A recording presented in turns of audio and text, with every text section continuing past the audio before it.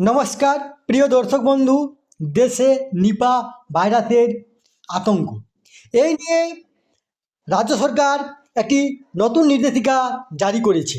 আসুন সেই নির্দেশিকায় কি বলেছে তার আগে আপনারা অবশ্যই আমার চ্যানেলটি সাবস্ক্রাইব করবেন এবং সবার আগে ভিডিও নোটিফিকেশান পাওয়ার জন্য সামনের যে বেল আইকন আছে সেখানে প্রেস করে নোটিফিকেশান অল করে রাখবেন এবং ভিডিওর সাথে লাইক কমেন্ট শেয়ার করবেন। তাহলে দেখুন এই নিয়ে পত্রিকাতে কি লিখেছে। নিপা ভাইরাস সংক্রমণের মোকাবিলায় বিশেষ নির্দেশিকা জারি করল রাজ্য সরকার।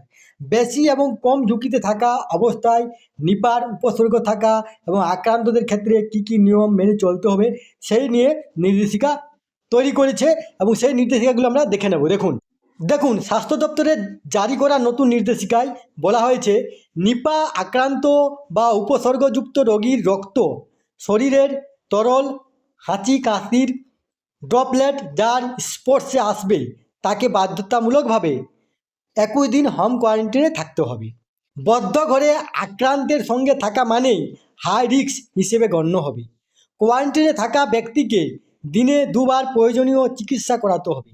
সামান্য উপসর্গ দেখা দিলে রোগীকে আইসোলেশনে ওয়ার্ডে ভর্তি করতে হবে। যাদের মধ্যে উপসর্গ আছে তাদের নমুনা দ্রুত RT-PCR পরীক্ষার জন্য পাঠানোর নির্দেশ দেওয়া হয়েছে।